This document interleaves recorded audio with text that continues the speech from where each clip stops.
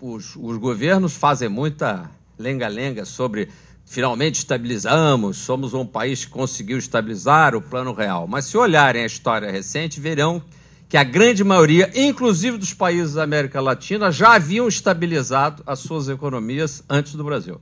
Inclusive a Argentina, o que é quase que assim, o campeonato mundial dos últimos a chegar lá. E só estabilizamos porque o mundo inteiro entrava numa era de estabilidade econômica, diga-se de passagem, e, portanto, é por isso que estávamos chegando lá.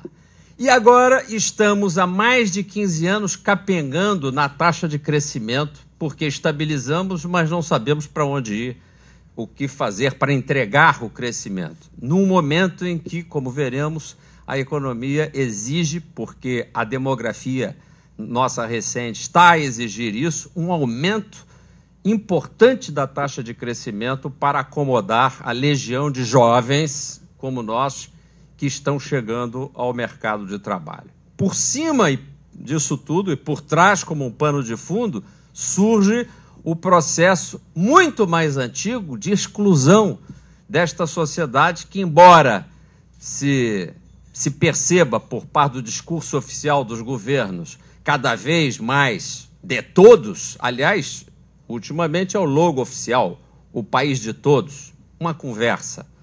Um país que é assistido pelos governos para todos os fins a que se destina. Mas não é um país de todos, não é um país onde as pessoas têm e podem conquistar acesso através das portas normais que os incluem, a começar, obviamente, do acesso ao conhecimento. Então, o Instituto, depois de brigar muito pela estabilização, porque achávamos, talvez com viés economicista, que o mal da inflação era tão evidente que nós não precisávamos fazer mais nada, bastávamos nos agarrar com essa bandeira, que ela, de certa forma, ela era como uma rede, uma treliça que se juntava a todos os outros temas. Esta exclusão, a exclusão à capacidade de você ter moeda confiável, era a exclusão do básico, era o roubo permanente. E os mais jovens já nem lembram disso. Como é que é ter 40% de inflação ao mês? Você pagar um salário, não é? E, aliás, os salários passavam a ser quinzenais e depois semanais, porque os empresários aqui presentes, obviamente, lembram disso muito bem. A corrosão era ao dia, não é? E, portanto, era uma briga completamente inútil, enlouquecida, desmiolada, para correr em cima de taxas de juros e de remuneração da ordem de pelo menos 1% ao dia. E que, portanto, dava ganhos extraordinários a quem, por exemplo, deixasse de pagar uma conta num dia, 2 dias, 3 dias. E se vocês fizerem as contas, em mais ou menos uma semana tinha-se a taxa de juros do ano de hoje, dos dias de hoje. É a taxa anual, 8%, taxa básica. Não é?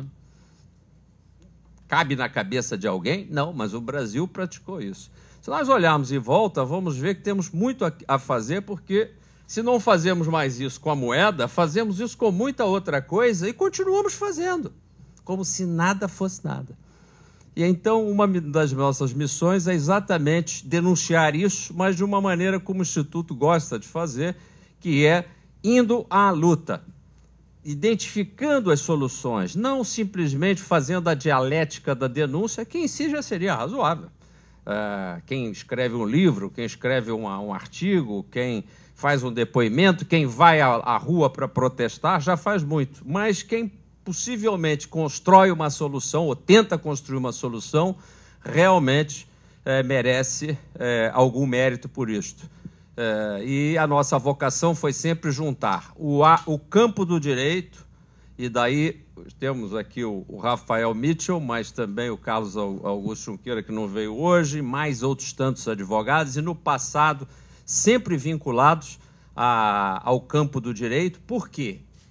Porque o direito é que significa a capacidade das pessoas acompanharem a razão. É porque, e me dizia o presidente de honra do Instituto Atlântico, o professor Diogo de Figueiredo Moreira Neto, um grande administrativista e constitucionalista brasileiro, um grande liberal, E me dizia, semana passada ainda tive mais uma lição dele. Um recente filósofo italiano que vem, de certa forma, derrubando algumas dos pressupostos importantes do direito que eu aprendi na faculdade de Direito. Você não disse que eu também sou um bacharel de meia tigela? Né, que é a ideia do direito como nascendo da capacidade de coerção. Eu sempre aprendi isso, von Ehringer e outros tantos, né, mais na tradição germânica. No fundo, você se tem uma budurna bem grande para bater na cabeça dos outros, você é capaz de impor o direito através da sua capacidade de coerção. E o Estado seria exatamente o detentor desse direito, e o Estado de Direito seria um Estado democraticamente estabelecido. Mais recentemente, esse filósofo italiano da área jurídica vem chamando a atenção, senão que o Estado de Direito nasce do consenso. Interessante isso. O direito não nasce propriamente da coerção. A ditadura nasce da coerção. Algum direito nasce da coerção, sim. O Estado, o direito de quem manda, mas não o direito de quem é mandado. Como num condomínio, talvez o verdadeiro direito é aquele que nasce da comunidade, daquela reunião, como nós estamos fazendo aqui, onde, eventualmente, as pessoas votam, são votadas e o consenso surge. Portanto, estamos num mundo bem diferenciado, que é o século XXI, que é um século do direito. E por quê?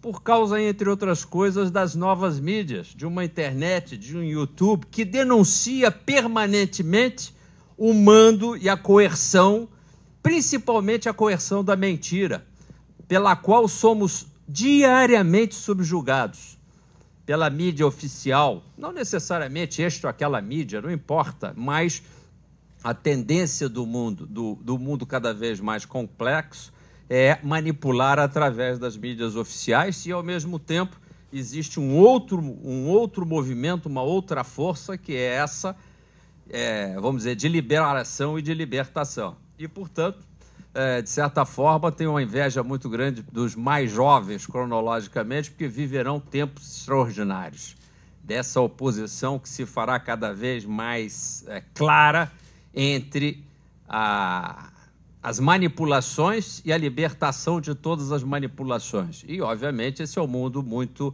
diferente, muito competitivo e muito fascinante. O Instituto, dentro dessa característica, resolveu assumir algumas brigas nesse plano da inclusão. Eu queria pedir ao Peter, então, que começasse e eu vou rapidamente explicar esses porquês e, em seguida, chegar ao assunto principal, que é, em termos de Brasil, esse recado é importante, nós estamos na confluência, e essa é a boa notícia que eu trago para os mais jovens, com as minhas invejas registradas, para aqueles que disporão de mais tempo. Há uma conjunção no Brasil extraordinária do fator demográfico, do amadurecimento, pode-se dizer, demográfico do país, do amadurecimento geográfico ou geoeconômico e o amadurecimento da própria economia propriamente dita. Quando essas três coisas chegam numa conjunção astral razoável, nós temos uma grande chance de andar mais rápido, de uma forma mais disciplinada, com políticas públicas melhores.